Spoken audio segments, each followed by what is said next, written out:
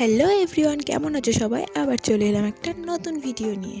ইদানিং সকাল বিকেল ভিডিও পোস্ট করতে করতে যেন ফোনের কাছ থেকে নড়তে ইচ্ছে করছে না।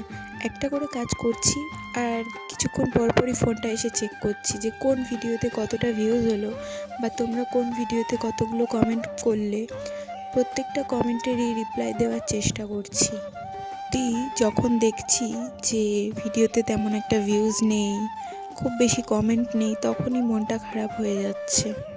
কিন্তু আমি যার ভিডিও দেখি তার ভিডিও দেখে আমি এতটাই মোটিভেট হই যে তার একটা কথা আমার ভীষণ কানে বাজে।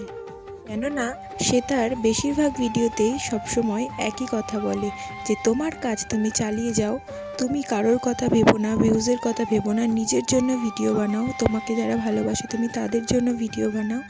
আশা করি একদিন ঠিকই হবে। একদিনে হয়তো হবে না, কিন্তু একদিন ঠিকই হবে। এই কথাটা শুনে সত্যিই মনটা শান্ত হয় যে না, এই তো শুরু করেছি, অবশ্যই হবে, আমার সঙ্গেও কিছু ভালো হবে। তাই প্রত্যেক দিনের মন খারাপের মধ্যে দিয়েও আবার সব কিছু ভুলে তোমাদের সামনে নতুনভাবে নিজেকে ফুটিয়ে তোলার চেষ্টা করি, নতুন কিছু গল্প তোমাদের সাথে শেয়ার করার চেষ্টা করি।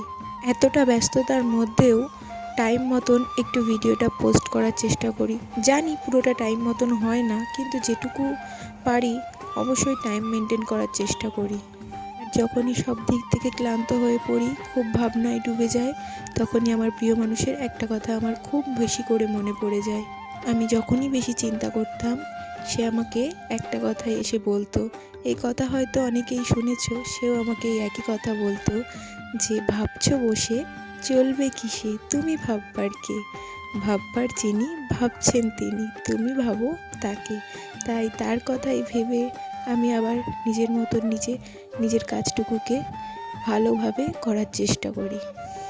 যেমন কিছু মানুষের খারাপ কথায় তোমার মন ভেঙে যেতে পারে, তেমন কিছু কিছু মানুষ তোমার জীবনে থাকবে যাদের কথা শুনে তোমার সব সময় তোমার ভেতর থেকে তুমি নিজের থেকে শক্ত হবে আর ভাববে যে না, কারোর কথা কানে না নিয়ে, কোনো কিছু না ভেবে নিজের কর্মটা নিজে সব সময় চালিয়ে যায়।